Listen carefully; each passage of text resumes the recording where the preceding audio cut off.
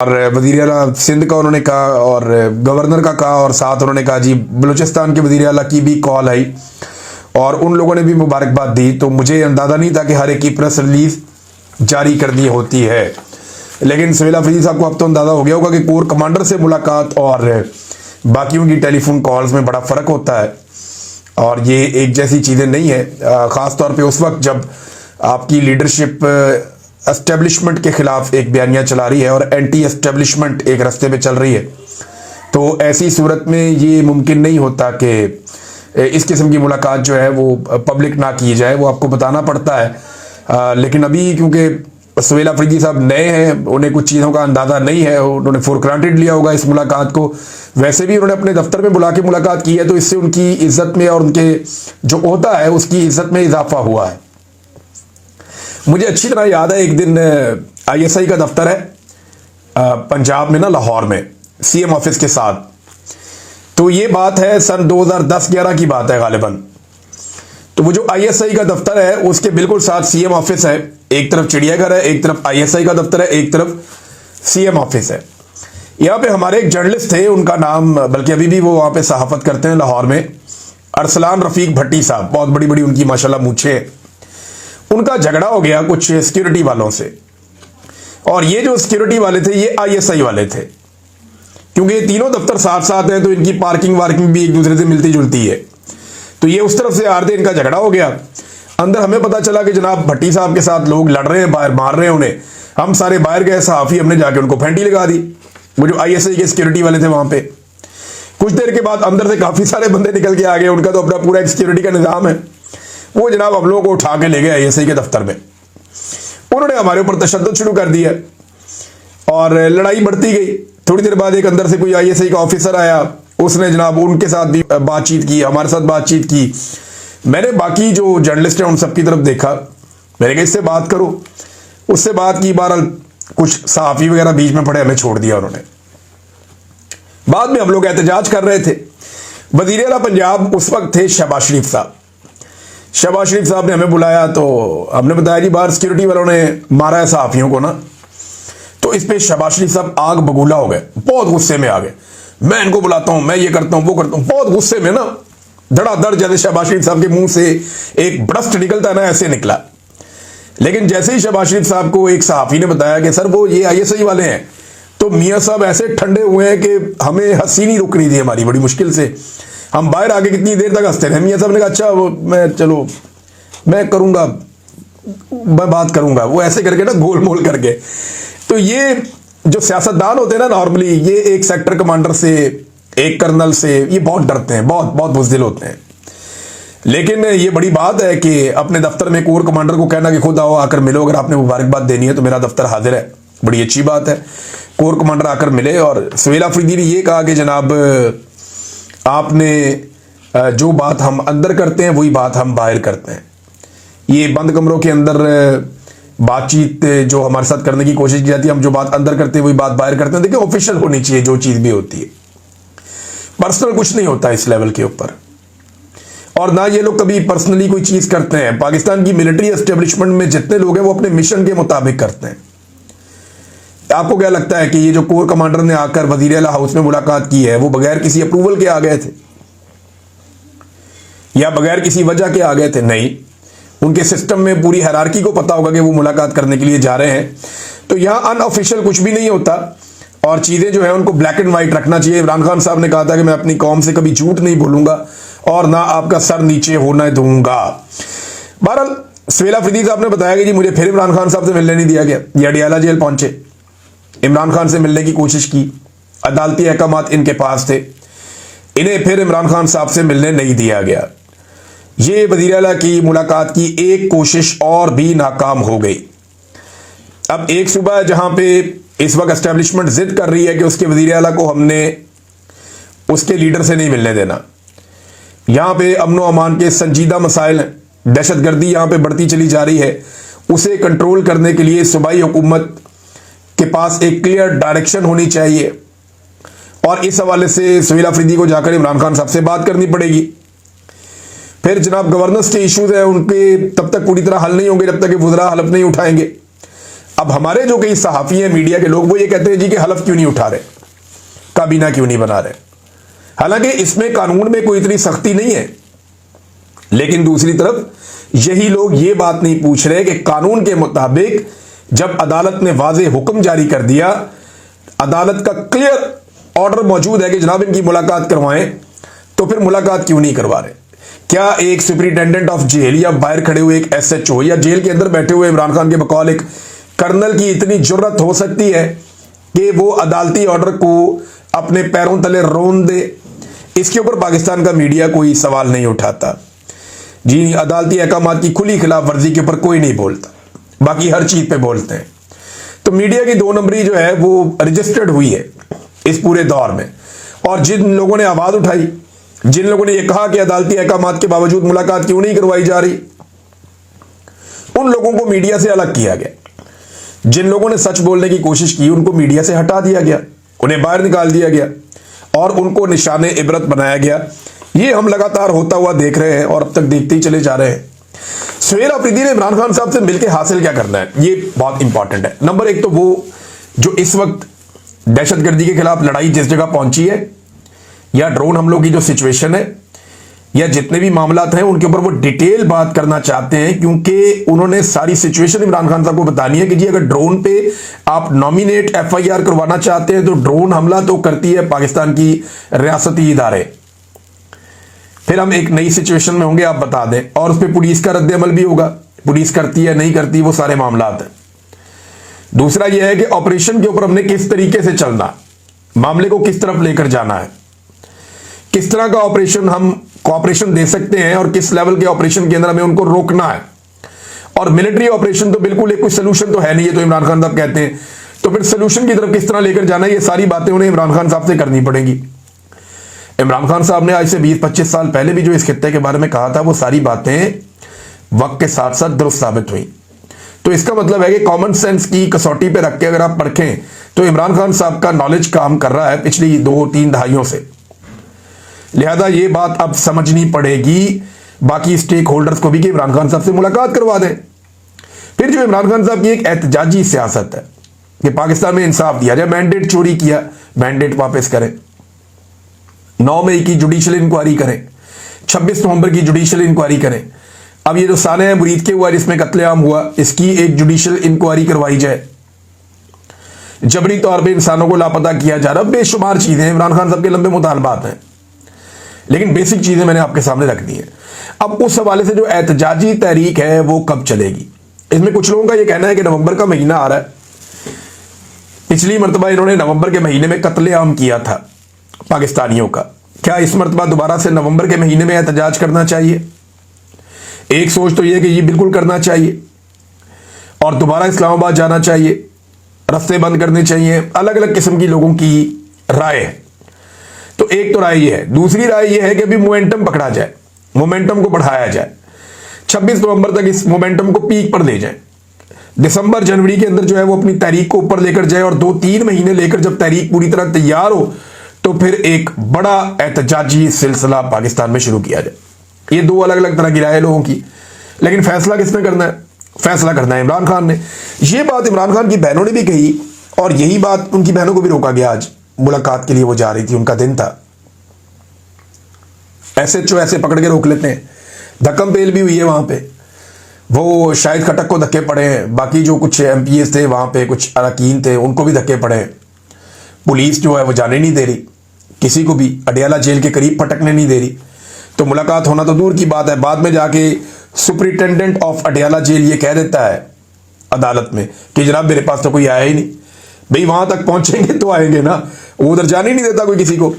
तो नाज़रीन, यहाँ पे वजीर आला ने भी ये बात की और इमरान खान की बहन ने भी की कि बात तो बाहर आ ही जाएगी। यानी इमरान खान हमें क्या पैगाम देना चाहते हैं, उसका सिर्फ ये तरीका तो नहीं है कि सुहेल अफरीदी की इमरान खान से मुलाकात हो। वो जो लॉन्ग डिस्कशन है वो नहीं हो पाएगी। सुहेल अफरीदी बात नहीं कर पाएंगे, अपने लीडर से मिल नहीं पाएंगे, लेकिन इमरान खान साहब जो कहना चाहते हैं वो तो मामला बाहर आ ही जाएगा। वो किसी भी तरीके से आएगा, वो आ जाएगा। पाकिस्तान तहरीक इंसाफ इतनी गई गुजरी भी नहीं है और वो ये क्लेम पहले भी करते रहे हैं कि इमरान खान साहब हमें जो बताना चाहते हैं वो हम तक बात पहुंच ही जाती है। नाज़रीन, एक तो ये मामला है कि वजीर आला बार बार कोशिश कर रहा है और उसे मिलने नहीं दिया जा रहा। दूसरा मामला, गजा में पाकिस्तानी फौजियों की शमूलियत। गजा के अंदर एक्चुअली इसको जरा समझें थोड़ा सा मामले को, मैं आज आपके सामने इसके तमाम पहलू रख देता हूं। नंबर एक, गजा के अंदर एक फौज जा रही है जो स्टेबलाइजेशन लेकर आएगी, इस्तेकाम लाने के लिए एक फौज गजा में भिजवाई जा रही है। ये डोनाल्ड ट्रंप का और इसराइल का मिलकर एक फार्मूला है जिस पे अमल दरामद होने जा रहा है। अब इस फार्मूले में जो फौज जा रही है उसमें पाकिस्तानी फौज का नाम लिया जा रहा है। इसराइल ने कहा जी जो फौजें हम अप्रूवल देंगे ना, जिन फौजों की हम ये कहेंगे ये फौजें आ जाएं तो उनको आप आने देंगे, जिनको हम कहेंगे नहीं आना उनको आप नहीं आने देंगे। यानी ईरान की फौज पे इसराइल राजी नहीं होता कि ईरान की फौज गजा में नहीं आनी चाहिए। इसी तरह इसराइल जो है वो यमन की फौज पे भी राजी नहीं होगा। फिर तुर्की की फौज पे उसने एतराज किया जी तुर्की की फौज भी गजा में नहीं आनी चाहिए। बहुत सारे जो है वो मगरबी ममालिक हैं, उनकी फौज को भी इसराइल पसंद नहीं करता कि वो गजा में आए, लेकिन पाकिस्तानी फौज को इसराइल ने मंजूरी दी है। बकौल किसके? बकौल मार्को रूबियो के, उनको एतराज नहीं है, वो दे आर कंफर्टेबल, उन्हें प्रॉब्लम नहीं है अगर पाकिस्तानी फौज आती है। लेकिन इसराइल कह रहा है जिसको हम कहेंगे वही आएगा और पाकिस्तान के बारे में कोई एतराज नहीं है। जिनके बारे में एतराज है मैंने आपको बता दिया, तुर्की खास तौर पे उसमें एक मेन मुल्क है। तो इसराइल डिसाइड करेगा कि गजा में कौन कौन से मुल्कों की फौजें आएंगी। एक तो ये बात होगी क्लियर। अब इसराइल ने एनओसी देना है जिस जिस मुल्क की फौज ने वहां पे आना है। यहां पे कुछ अखबारात हैं वो ये दावा कर रहे हैं बैन अवी सतह पे, लेकिन कोई बड़ा अखबार ऐसा नहीं है, कोई ऐसे मुस्तनद ज़राए अभी तक मैदान में नहीं आए जो इसकी तस्दीक कर सके। लेकिन इसराइली अखबारात बड़े डेंजरस हैं। अगर ये चीज हुई है तो आने वाले दिनों में आपको इसराइली अखबारात बता देंगे। दावा यह किया जा रहा है कि आसिम मुनीर साहब ने जो मिस्र का, उर्दन का और सऊदी अरब का दौरा किया है, इसमें याद रखिएगा कि इन ममालिक ने, सऊदी अरब ने नहीं किया हुआ, इसराइल को तस्लीम किया हुआ है। तो आसिम मुनीर साहब का जो मिस्र का दौरा था, इसमें कुछ लोग कहते हैं कि उनकी कुछ मुलाकातें हुई हैं। अब यह दावा किया जा रहा है चंद तहरीरों में। अभी तक इसराइली अखबारात ने, अमरीकी अखबारात ने इसका जो है वो कंफर्मेशन नहीं दी, ना किसी और दुनिया में ये छपी है। एक अफगानिस्तान टाइम्स है, वहां पे आई है, एक दो और जगह है, एक बिग न्यूज है, वहां पे कुछ जगहों पे ये खबर आई है। लेकिन इसकी कंफर्मेशन आ जाएगी अगर ये सच्ची होगी तो। खबर ये दी जा रही है कि जनाब वहां पे कुछ इसराइलियों के साथ मुलाकातों में चीजें तय हो गई हैं, जिसके बाद इसराइल को अब पाकिस्तान की गजा में आमद पर कोई एतराज नहीं होगा। लेकिन चले मेन खबर की तरफ आते हैं। यहां पे ना दो तरह की खबरें आपके सामने रखी जा रही हैं। एक तो मैं आपको बताता हूं कि सरकारी कैंप या मौजूदा रजीम इसके बारे में क्या कह रहा है कि पाकिस्तानी फौज पहुंच जाए अगर गजा में, और अवामी कैंप इसके बारे में क्या कह रहा है अपोजिशन का, और होने क्या जा रहा है दरअसल ये भी मैं आपको बता देता हूं। नंबर एक, जो सरकार है या सरकारी जो हमायती है उनका ये कहना है कि ये तो एक बहुत बड़ी सआदत है कि पाकिस्तानी फौज अगर गजा में पहुंच जाती है तो ये इसको जोड़ेंगे बैतुल मक़दस के साथ, मस्जिद अल अक्सा के साथ। लेकिन याद रखिएगा कि गजा से वेस्ट बैंक या जेरूशलम या मस्जिद अक्सा ये 100 किलोमीटर के फासले पर है, और ये जो बीच वाला 100 किलोमीटर है इस पे इसराइल है, ये इसराइल की मलकियत है। इसमें कोई पाकिस्तानी फौजी दाखिल भी नहीं हो सकता, सवाल ही पैदा नहीं होता। तो एक तो ये कहा जाएगा आपको मंजन ये बेचा जा रहा है, कहना शुरू हो गया कि ये तो बहुत बड़ी सआदत है, फलस्तीनियों की हिफाजत का फरीजा सर अंजाम देंगे, ये भी कहा जा रहा है। बैन अल-अक़वामी हैसियत में पाकिस्तान की इजाफा होगा, ये भी कहा जा रहा है, और उम्मत मुस्लिमा में पाकिस्तान का मुकाम बुलंद होगा, ये भी कहा जा रहा है। अब जो इसकी अपोजिशन है, जो दूसरी तरफ के लोग हैं या अवामी हल्के हैं, वो क्या कह रहे हैं? वो कह रहे हैं कि ये ट्रंप की इसराइल को महफूज बनाने की एक साजिश का हिस्सा है। नंबर दो, वो ये कह रहे हैं कि ये इसराइल को नहीं हमास को कंट्रोल करेगी, ये जो फौज जाएगी, मुख्तलिफ ममालिक के फौजियों पर मुश्तमिल जो फौज जाएगी, ये हमास को कंट्रोल करेगी, इसराइल को कंट्रोल नहीं करेगी। फलस्तीनियों की जो मज़ामत है वो हमेशा के लिए खत्म हो जाएगी, ये भी दावा किया जा रहा है, और इसराइल की मंजूरी से गजा जाने से सआदत हासिल नहीं हो सकती। अब दूसरी तरफ का मौक़िफ़ जो है वो ये है, होगा क्या वो आपको बाद में बताता हूं। लेकिन अल्लामा राजा नासिर अब्बास साहब ने एक बड़ी जबरदस्त इसके ऊपर तहरीर लिखी है, वो तहरीर मैं आपके साथ शेयर करना चाहता हूं। वो कहते हैं जी, मैं हुकूमत पाकिस्तान के उस मुबैना मंसूबे पर गहरी तशवीश और दो टोक मुखालफत का इजहार करता हूं जिसके तहत पाकिस्तान के फौजी एहलकारों को नाम निहाद इंटरनेशनल स्टेबलाइजेशन फोर्स ISF के हिस्से के तौर पर गजा भेजने की तैयारी की जा रही है। ये फोर्स अमन या इंसाफ के क़याम के लिए नहीं, बल्कि दरअसल अमेरिका की क़यादत में बनने वाला एक ऐसा ढांचा है जो इस्राएली कब्जे को खत्म करने की बजाय उसे बरकरार रखने के लिए बनाया जा रहा है। इसमें शमूलियत पाकिस्तान को एक कब्जा सहूलतकार के तौर पर पेश करेगी। ऑक्यूपेशन एनेबलर, यानी कब्जा जो है वो इसराइल का है और उसके सहूलतकार के तौर पर पाकिस्तान को पेश करेगी। सबसे पहले मौजूदा शक्ल में आईएसएफ का क़याम गजा पर इसराइली कंट्रोल को जायज करार देने के मुतरादिफ होगा। यह किसी गैर जानिबदार अमन फोर्स की बजाय कब्जे की नई शक्ल बनकर सामने आएगी, जिसमें इसराइली जारहियत को मुसलमान ममालिक की शमूलियत के जरिए छुपाने की कोशिश की जाएगी। तजवीज की एक और बड़ी वजह यह है कि फलस्तीनी अवाम ने किसी गैर मुल्की फोर्स की तैनाती की इजाजत नहीं दी। बगैर मकामी मंजूरी के किसी भी फौजी फोर्स की तैनाती बैनुल-अक़वामी कानून और अक़वाम मुत्तहिदा के अमन मिशन के बुनियादी उसूलों की सरी खिलाफ वर्जी होगी। गजा के अवाम ऐसी फोर्स को अमन लाने वाली नहीं बल्कि ज़बरदस्ती मुसल्लत करदा गैर मुल्की मौजूदगी के तौर पर देखेंगे, जो इब्तदा से ही गैर कानूनी और नाकाबिल कबूल होगी। क्योंकि आईएसएफ के लिए कोई अक़वाम मुत्तहिदा की सलामती कौंसिल की बाकायदा मंजूरी मौजूद नहीं है, इसलिए ये फोर्स लाजमन अमरीकी क़यादत में काम करेगी, जिससे इसकी गैर जानिबदारी ख़त्म हो जाएगी और वो वाशिंगटन और तेल अवीव के मफादात के ताबे होगी। रिपोर्ट्स के मुताबिक आईएसएफ को हमास को गैर मुसल्लह करने का इख्तियार दिया जाएगा, जो न सिर्फ इश्तियाल अंगेज बल्कि अमली तौर पर नामुमकिन हदफ है। किसी मुजामती तहरीक को ज़बरदस्ती गैर मुसल्लह करने की कोशिश अमन नहीं लाएगी बल्कि नए तसादुम को जन्म देगी। अब साफ अल्फाज में कहा जाए तो आईएसएफ में पाकिस्तान की शमूलियत इसराइल के साथ मिलकर फ़लस्तीनी मुजामत को दबाने के मुतरादिफ होगी। ये बहुत इंपॉर्टेंट है। वो कह रहे हैं अगर हमारी फौज जाती है तो ये इसराइल के साथ मिलकर फ़लस्तीनी मुजामत को हमेशा के लिए दबाने की एक कोशिश के मुतरादिफ होगी, जो कि पाकिस्तान के इखलाकी, तारीखी और उसूली मौक़िफ़ से गद्दारी के बराबर है। पाकिस्तान हमेशा फ़लस्तीनियों के हक़ के खुद इरादियत और आज़ादी के मौक़िफ़ पर डटा रहा है। इस पॉलिसी से इनहराफ कौम और उम्मत दोनों के लिए नुकसानदेह होगा। यह भी वाज़ेह है कि इससे अरब ममालिक में भी तकसीम पैदा होगी। एक तरफ वो ममालिक होंगे जो इस अमरीकी मंसूबे में शरीक होंगे और दूसरी तरफ वो जो अभी भी इसराइली कब्जे के खिलाफ डटे हुए हैं। नाज़रीन, बड़ी लंबी आगे ट्वीट है, लेकिन मामला यही है कि उन्हें लगता है कि फ़लस्तीनियों की मुज़ामत को दबाने के लिए ये फोर्स भेजी जा रही है, जो हमास को गैर मुसल्लह करेगी और इसराइल के लिए एक ऐसी सहूलतकारी करेगी जिससे इसराइल की सरहदें महफूज हो जाएंगी और उनका कब्जा मुस्तहकम हो जाएगा। ये बात की जा रही है। होगा क्या, ज़रा अब आप ये देखें। एक होगा फौरी तौर पे, एक होगा थोड़ा टाइम लगेगा। फ़लस्तीनी जो है ना, वो जब फौज जाएगी तो फ़लस्तीनियों से इनका इस्तकबाल करवाया जाएगा, गले मिलेंगे, हाथ डालेंगे, इस्लामी म्यूजिक बजेगा पीछे बैकग्राउंड में और काफ़ी जज्बाती मनाज़र दिखाए जाएंगे, स्लोमो चलाए जाएंगे, फ़लस्तीनी बच्चों, ख़वातीन और दीगर लोगों के जज्बाती जुमले दिखाए जाएंगे। बाकायदा इसके ऊपर एक प्रोडक्शन टीम्स काम करेंगी और ऐसी लाजवाल डॉक्यूमेंट्रीज बनेंगी जिसमें बताया जाएगा कि जनाब मुसलमानों की फ़ौज पहुंची फ़लस्तीन में तो लोगों के आंसू निकल आए, लोग बड़े जज्बाती हो गए। अब फ़लस्तीनियों ने मुसलमान फ़ौजों का इंतज़ार किया इतना लंबा अरसा, उन्हें क्या आइडिया था कि वो इस तरह आएंगी, लेकिन वो आ जाएंगी तो उसके बाद उनके जज्बाती मनाज़र तो फिल्माए जाएंगे और जज्बाती मनाज़र फिल्माने के बाद इन ममालिक में भेजे जाएंगे जिनकी फ़ौजें वहाँ पे पहुँचेंगी, ताकि वो अपने अपने मुल्क में ये चूरन बेचेंगे, जनाब हम तो फ़लस्तीनियों के हक़ में खड़े हो गए और फ़लस्तीनियों ने हमारा इस्तकबाल किया और कमाल हो गया।